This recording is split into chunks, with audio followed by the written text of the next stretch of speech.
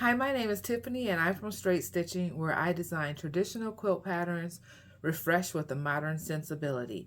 Today, as a part of the Fast and Easy Quilters Paradise Summit, I'll be showing you how to take your quilting scraps and turn them into placemats that are not only cute but functional. So for today's project, you're going to need a fat quarter. This will be used as the back of the placemat. You're going to need 12 5-inch squares, and I suggest that you pick fabric or charm packs or charm pieces that you do not love, because we will be covering each of these 5-inch squares up with our scraps. And if you can see this pile behind here, I'm going to be using yellow and white scraps. You'll need a ruler, preferably one that measures 5 inches squared. You'll need scissors. You're going to need a rotary cutter, and then of course your cutting mat. So let's go ahead and get started. One other thing, sorry, two things. You're going to need binding. So I'm using this scrap binding that I have left over from a previous quilt project. And you're also going to need batting. I'm also using scrap batting as well. So okay, now let's go ahead and get started. Okay, so for this project, what we're going to do is we're going to take our 5-inch square and then we're going to just cover it with our scraps. So this is really just, it's very much random and ad hoc. It's not meant to have any rhyme or reason to it. So you just grab a piece of material, you're going to lay it out, and we're really just layering. So I'm going to just find a piece that is about the same length. I'm going to just line these pieces up. It doesn't need to be perfect. And then we're going to sew them together using a 1/4 inch seam.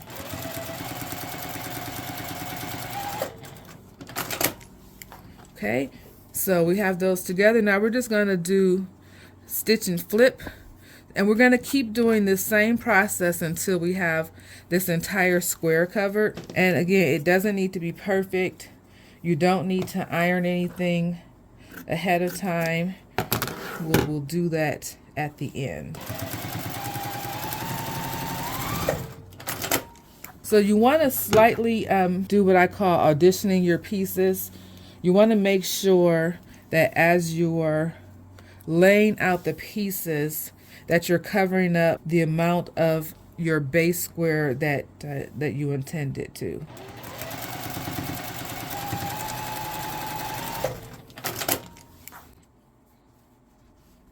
So you can see here, there's a little bit of my base square left, so I'm left exposed. Hopefully you can see that. So I'm just going to grab another small piece of fabric. It doesn't need to be very big because there's not a large space to cover. Okay, so as we're laying this out, you can see that it looks a little bit wonky. We're going off of our base square, and we're going off of that square at various lengths off and in various directions. It doesn't matter, because in the end, once we have this entire square covered, what we're going to end up doing is flipping it over and using our 5-inch square ruler to then trim it all down. So you will see what that looks like as we continue covering the square here. It's very much trial and error, and really more trial because there's no way to make an error.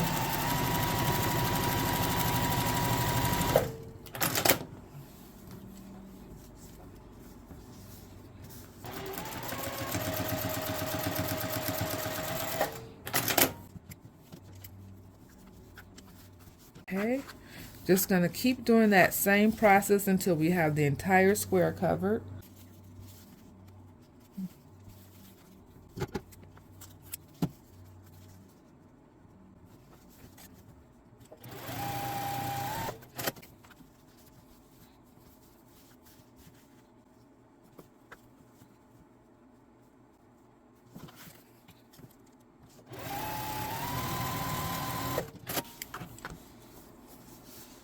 Okay, so this square you can see is just about covered.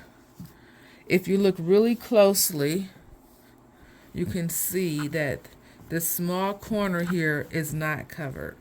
Now that's okay because, we're going to cut this down to size, and so as we're cutting it, we'll just offset our ruler a bit. So right now what I'm going to do is take this to the iron. I'm going to iron out all the pieces, and then when we come back, we'll trim it down to the right size. Okay, so we have all of our pieces ironed so it's not laying nice and flat. And what we're going to do is just flip it over to the back. And we're going to take our ruler and we're going to just line it up. And you can see I'm raising it up just slightly so that I am beyond the piece that's not covered. So when I do my cut here of the 5-inch square, I will have a square that is entirely covered. Okay, let's go ahead and cut.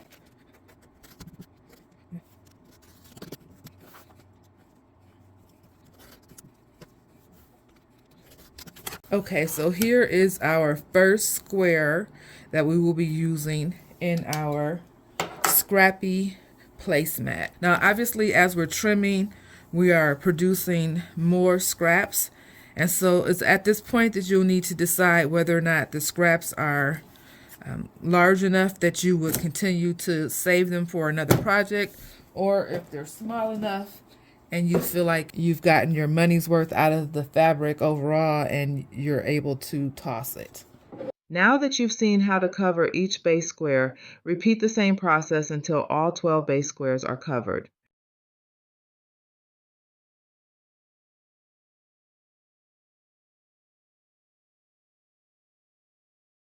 So you're going to just play around with your layout until you get it in a design that you like. So once you have it laid out the way that you want, then you're just going to sew each of the squares together. So you're going to have 3 rows, 4 columns. So you're going to have 3 rows of 4 columns, and you're going to just sew each of the squares together using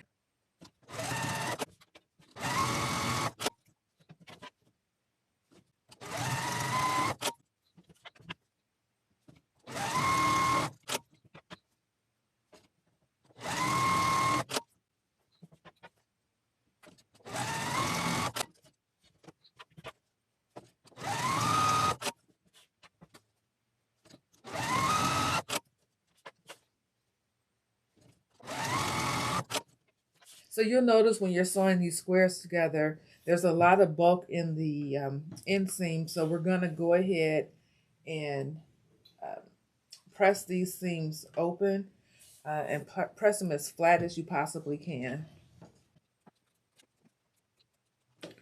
Okay, so now that we have our seams pressed flat, what we're going to do now is sew the rows together. And you're just going to want to line up your seams. I am going to pin mine. I suggest that you do the same. Okay, and then you'll just sew these again with the same 1/4 inch.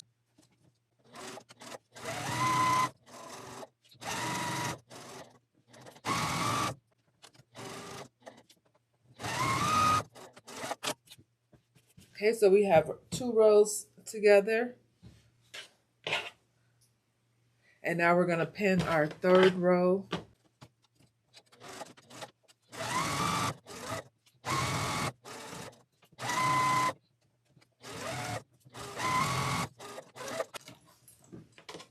Okay, so we have all 3 rows sewn together. We're going to again take the our mat to the iron, and we're going to press those seams open and as flat as we possibly can. So now you want to take your scrap batting and you want to lay it out to see how many pieces you'll need to fully cover your project.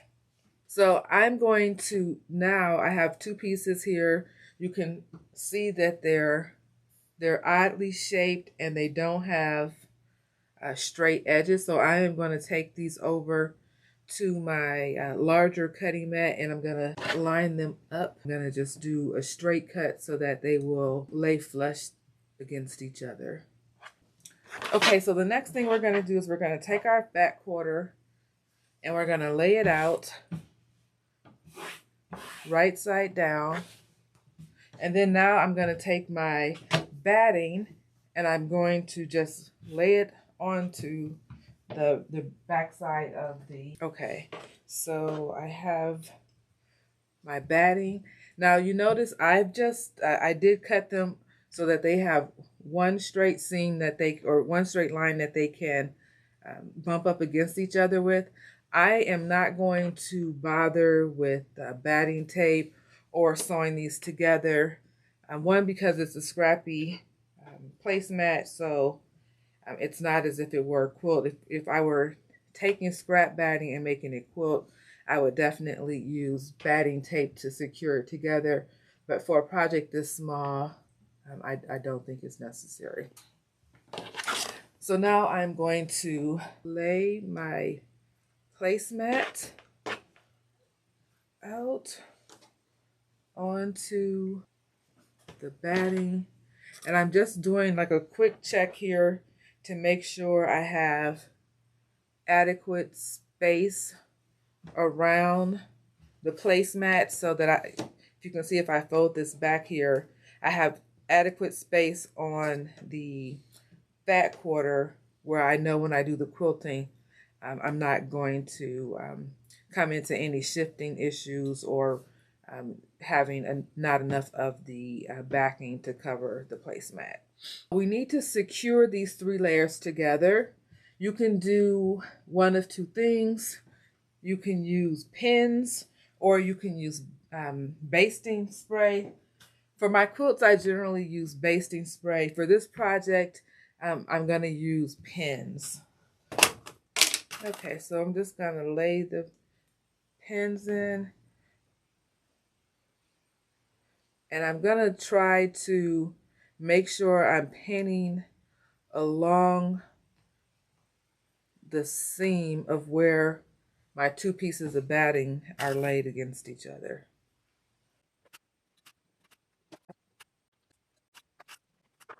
Okay, so you will need a walking foot for this project, and we're going to go ahead and start quilting.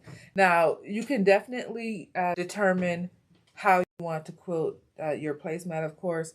I am going to be using straight line quilting, so relatively easy. Again, easy project, not a whole lot of thought.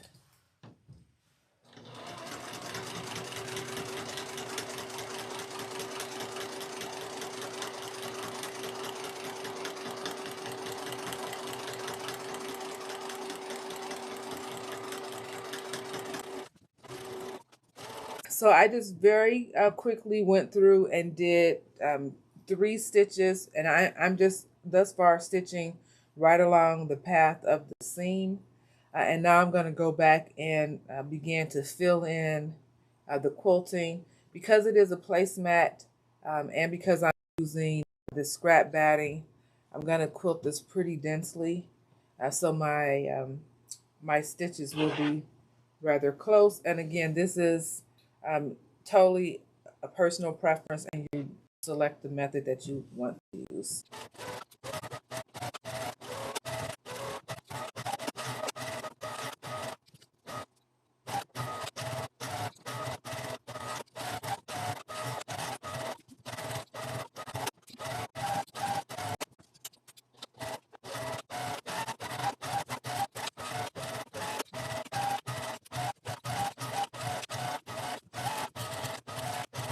Now that the quilting is completed, I am going to trim the placemat, and then we will go ahead and put the binding on, and we will be finished with this project. Okay, so depending on how much your placemat shifted during your quilting process, you should end up with a mat that is approximately 18 by 13 and a half. Mine is 17 3/4, so just shy of 18 inches. So next thing we're going to do is go ahead and put our binding on.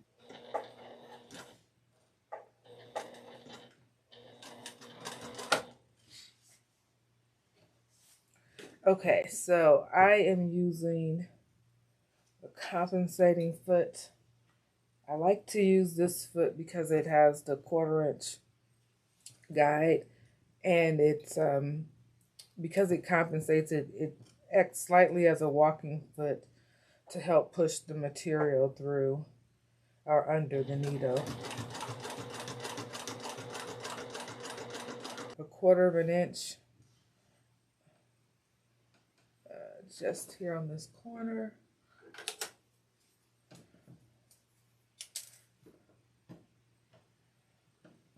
Okay.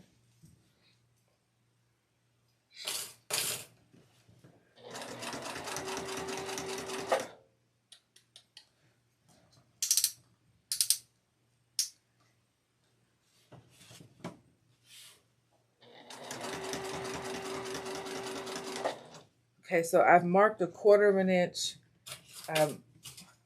on the binding, 1/4 inch away from the edge of the mat. So I'm going to take my needle right up to that point, and I'm going to stop. I'm going to do a back stitch, and then I'm going to break the thread. Okay. Okay, so now I'm going to just flip the binding over and make a 45-degree angle here.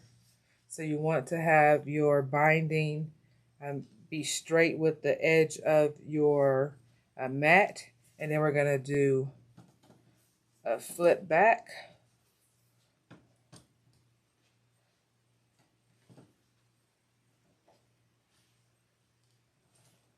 Okay, we're going to hold that in place, and then we will twist it and then go back under the needle. And I'm going to do another back stitch here to start, and then continue going around.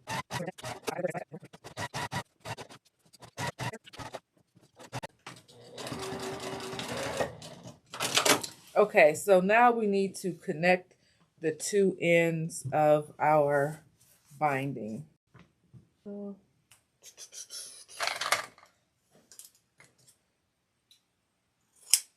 Okay, so we need to make sure that our binding overlaps in an amount that equals to the width of your actual binding. So this is 2.5 inch binding. So what you can do is I cut a piece of it. You can take that piece and measure how much overlap there should be. So about here, and then we're going to cut this.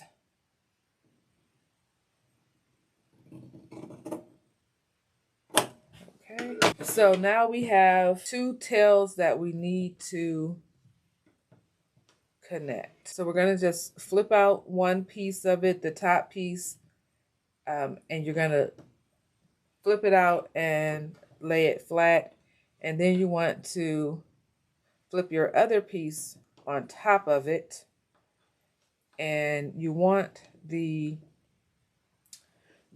seam marks to form a T.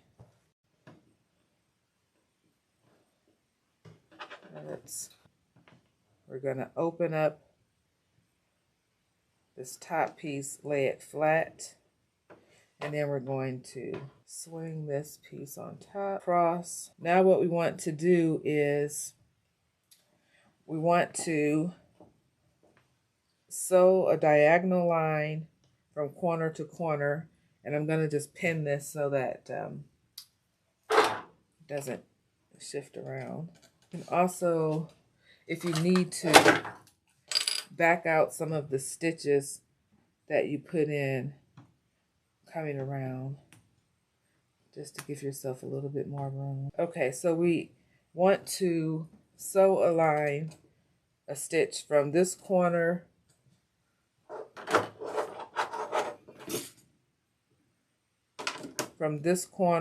to this corner.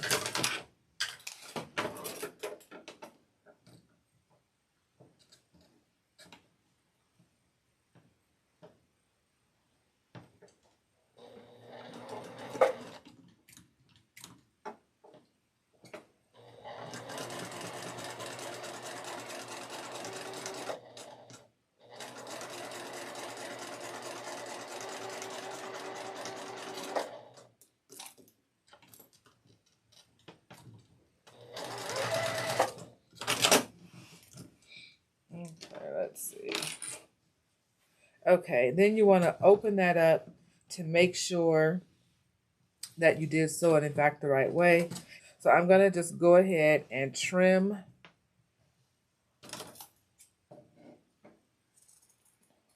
that off. I'm going to finger press the seam open. Okay.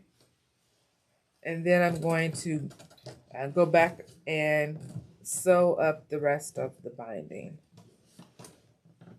So just make sure you're lining up the edges.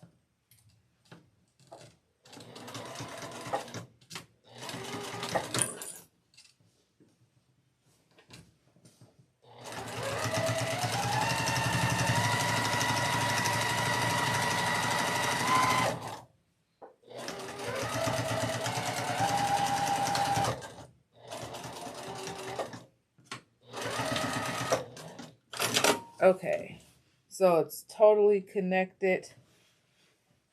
And so now we just want to go through and flip all of the edges over. Now, you may want to cut some of the bulk out of your corners. Okay, so now we're going to attach the front of the binding to the mat.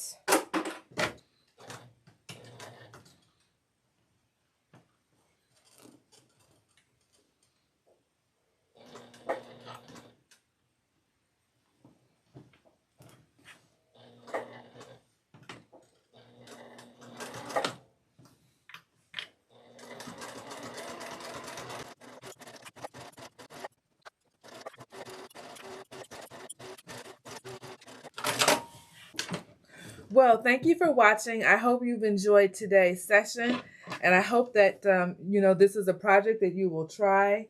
It's really a fun way to use up your scraps and any fat quarters that you haven't actually found a use for. Please leave a comment. I'm interested to hear if this is something you'll try, and if you've actually tried it, come back and let me know how it worked out for you. Thank you for watching, and have a great day.